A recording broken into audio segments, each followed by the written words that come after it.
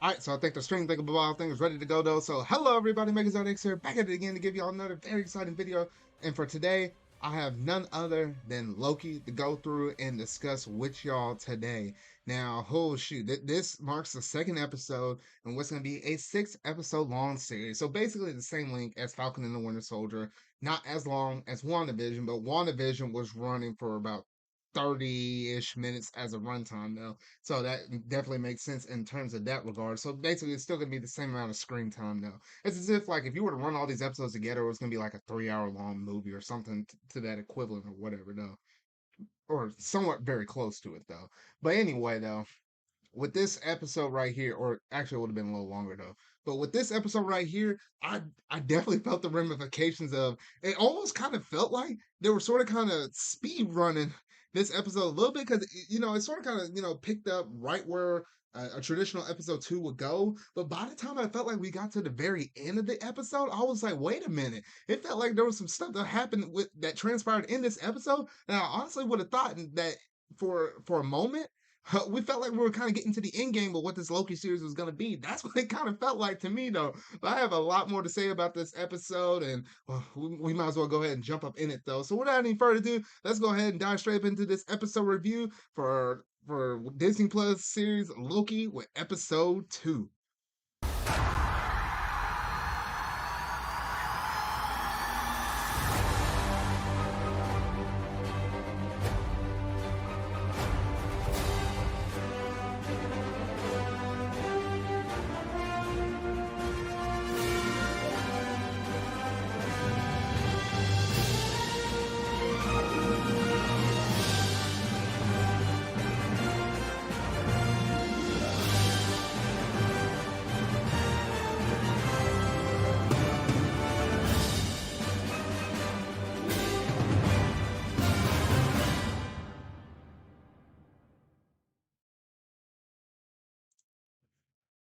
All right, so we start off the episode right here at the very beginning where we get to see a whole bunch of soldiers started to actually enter a whole different other little timeline right here though. So I'm gonna go ahead and start breaking down the plot real quick, and then after that, I'm gonna go ahead and throw my own little tidbits up into what I want to say about this episode though. So the Minutemen respond to the Nexus event in 1985 Wisconsin. They search for the renegade Loki variant, but the mission goes awry when Hunter C-20 is brainwashed, causing her to attack her own unit. When she eventually passed out, the renegade Loki variant takes her captive and passes through a time door of their own. At the TVA office, 2012's Loki receives lectures from Miss Minutes about how Nexus events function. He learned that there is a set amount of time before the TVA cannot reset the branch timeline, leading to the collapse of the said timeline and reality. Mobius and Mobius, which I'm probably just going to call him Mobius from this point forward. That's a lot in a mouthful for a full name that just repeats your name, though. But anyway, calls Loki up to respond to the ambush. However, Hunter B-15 and the others are reluctant to work with a Loki with thousands of his variants pruned to the TVA already. Mobius, wary of from Loki's tradition, sort of kind of tricky-ish nature, offer him a meeting with the timekeepers should he cooperate with them in order to take down this variant. Now, honestly, I have to pause right there for a moment because you know how Loki is. Loki is a very, very, very, very crafty person. So I'm like he might promise or he's hoping to kind of meet the timekeepers and whatnot though. But honestly, I have a feeling that he could really reverse that situation and literally take the whole thing down south if he were to have that meeting with him. I mean, this is Loki we're talking about after all, though. So I mean, you can't be too cautious, should I say, of this person right here, though, because you just never know what he's gonna pull out of his back pocket, though. So anyway, they rejoin the 1985 Wisconsin branch and discovers no traces of the variant while attempting to scout out leads. Loki tries to inform them of a Loki's mischievous behavioral patterns, warning them of political, potential traps. However, this turns out to be a stalling tactic, which forces the Minutemen to retreat pruning the timeline as the branch nears the point of no return. Meeting with, ooh, and in meeting with Ravana, Mobius explains to her that by understanding the Loki ally, the TVA can understand and capture the variant. Now, Renslayer gives Mobius one chance to use Loki. Now, now nothing that the Timekeepers have, full attention because the Timekeepers has full attention on the case. And she tried to give him one chance, give Loki one chance to be able to, sort of kind of go through this whole entire mission. And she said, hey, you know what? Hey, I can't do anything. I can't protect you. I can't make any more promises if this thing were to turn down south. But, look where, look where we left off towards the very end of the episode. But anyway, so Mobius takes Loki to the library and has him scout through the various files regarding the variant. Hoping to utilize Loki's perspective, Loki meets a librarian at a desk attempting to retrieve files about the emergence of the timekeepers and the beginning and the end of time. That would have that right there in itself would have actually been really interesting if he somehow would have managed to actually get his hands on those actual files right there. Because I'm kind of curious about what would have been the beginning and what would have been the end of time. But I think that would have been highly classified for even some of the people that even work within the TVA themselves, though. However, since those files are classified, he is instead handed more files about himself. After finding information about Ragnarok from the sacred timeline, Loki concludes that this variant is hiding in apocalyptic events, and he reasons to Mobius that as long as the intended outcome of the apocalypse occurs, no branches will emerge as all variances will be destroyed. Mobius reluctantly follows Loki to 79 AD Pompeii, where he advises him to create, minuscule disturbances. Instead, Loki loudly warns the locals the impending doom of Mount Vesuvius. Despite Loki's efforts to create a town of variants, no branches are formed. The pair return to the TVA village is destroyed, now knowing that Loki's theory is correct. That was kind of a little funny. They would pick Pompeii as all the different as one of those oh golly, I can't even talk. You know the word I'm trying to use, but one of them doomsday events where everybody gets wiped out within a certain area. So you could do something crazy. You could tell people, hey, you're gonna die right here, and lo and behold, that wouldn't create any branches within the timeline itself. So that is really interesting. The matter of fact that they did point that out though. So yeah, that was just something I actually kind of like, and it had a little bit of humor right there though, just to prove Loki's theory, because this dude likes being correct even more so than being devious and causing trouble and all of that stuff though. So Loki asks Mobius how the time is supposed to end, learning that from the timekeepers that unraveling the future from the infinite branches. While the TVA protects what came before, once time fully concludes, so does the TVA, creating order across time. Loki tells Mobius of a saying that no one is ever truly good or evil, attempting to create doubt about the timekeeper's intentions. Recalling his encounter with a boy of 1590 or 1549 France, Mobius retrieves the Kabloon can or Kaboom or yeah, I can't even talk right now. Kablooey candy he had from him. As Kablooey was sold between 2047 and 2051, the pair go through the natural apocalyptic disasters that occur between those years, such as the extinctions of the swallow in 2050, Krakatoa's 2049 eruption, and searches of references to the candy. They arrive at 2050 Alabama, where a catastrophic hurricane heaven will wipe out Heaven Hills, a corporate town owned by Roxcart Superstore. Now, Renslayer reluctantly approves of Mobius' bid to send a Minuteman into Heaven Hills. B-15 briefs them about the Superstore. Due to the hurricane, a large number of civilians are taking shelter there inside of it, so allowing the variant to hide in plain sight. Arriving at Roxcart, Loki accompanies B-15 on her order unbeknownst to them that the variant is already aware of their presence. B-15 is knocked into unconscious, or is knocked unconscious by a civilian worker who, maliciously approaches Loki.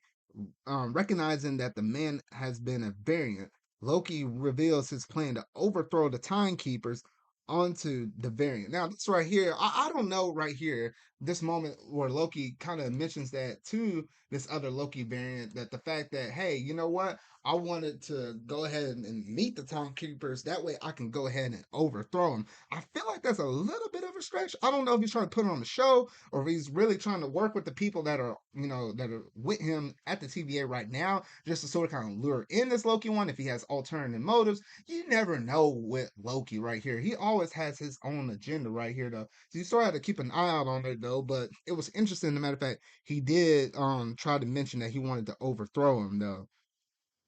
But however, in the attempt to, recruit him of the case, the variant rejects his offer. Loki eventually loses sight of the worker and is attacked by another man controlled by the variant, who collapses after attaching a TVA timer to an apparatus. Elsewhere, Mobius' unit is searching for stolen reset charges when they find a catatonic C20.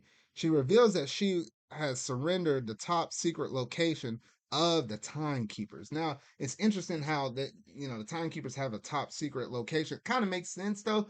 I was sort of kind of thinking they had to exist within that realm where the TVA existed, but what happened if they actually aren't and they're like in a whole nother like a specific timeline? I don't know. When you're dealing with multiverse, timeline, space, and all that kind of stuff, it can get a little bit complicated. But anyway, Loki soon comes to face with a cloaked variant who reveals herself as female Loki. Now, for the sake of this, since she really didn't really kind of get like a solid name given to her, I'm just gonna call her Lady Loki from this point forward, though. But anyway, as the timer expires and her request charges are sent and scattered across the sacred timeline, creating a wide array of branching timelines. The TVA is startled by the mess that happen across that timeline where there's like several different Nexus events that start to occur, forcing Rainslayer and the other Minutemen units into action. And the variant Loki leads Roxcart through a time door, and Loki gets chased, leaving Mobius behind. And that's basically all that happens within this episode, though. Man, man, oh man, because it literally started off a little bit slow. I sort of kind of got worried like where the pacing was,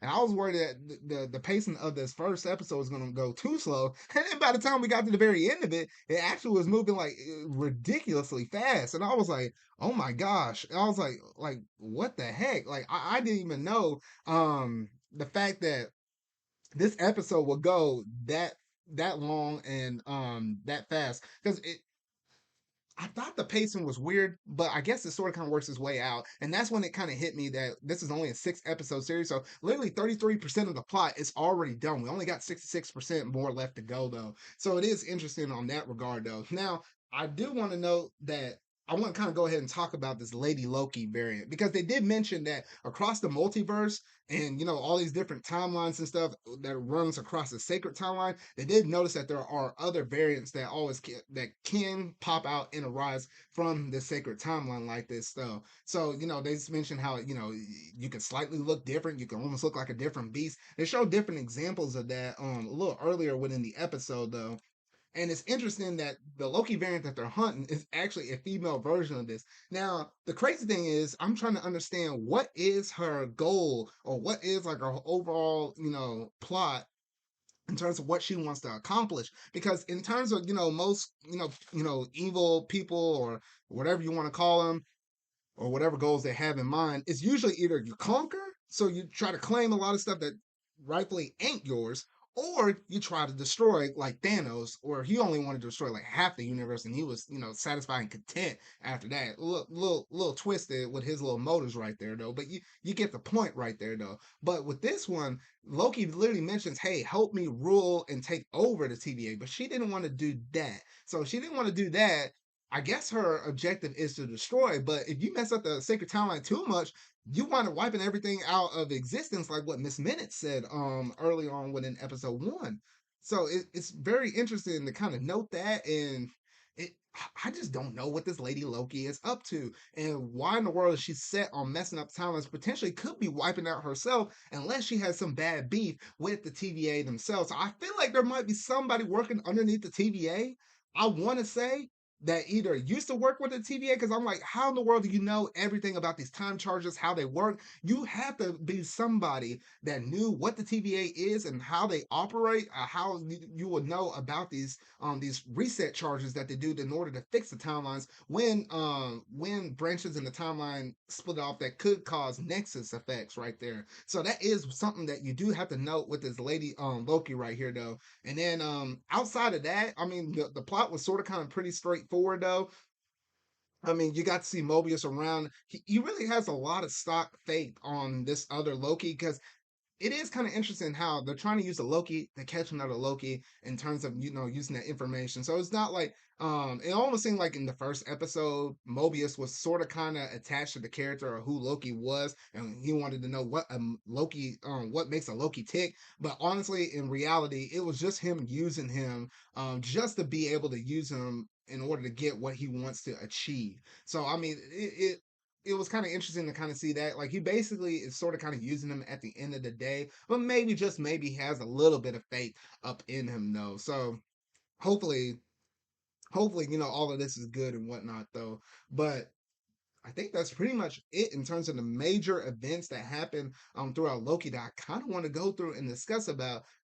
The big emphasis is just really on Lady Loki and her plot line though. And if I were sort of kind of run into like kind of prediction areas in terms of what we might see in episode 3, I'm thinking, we're gonna see Loki. He did pursue Lady Loki into whatever timeline she managed to pop out at though. But I feel like it's gonna be at that moment where they're gonna have that little confrontation and be like, all right, give me the real spill of the beans. What are you actually trying to accomplish here? Because if you're not trying to conquer, you must be trying to destroy. But how in the world do you know this much about all of the stuff with the TVA and whatnot though? So I feel like we're gonna get that big spill within episode 3 next week though. So it will be interesting to see all of that play out though. But y'all gotta let me know down in the comment section down below what all that you think about this episode as a whole in the nutshell, and what are you anticipating that will happen within episode 3 of Loki though. So hard to believe that we're already 33% done with the series, because that's 2 episodes down, only 4 more left to go though. But you gotta hit I had to hit the ground running on this series though, because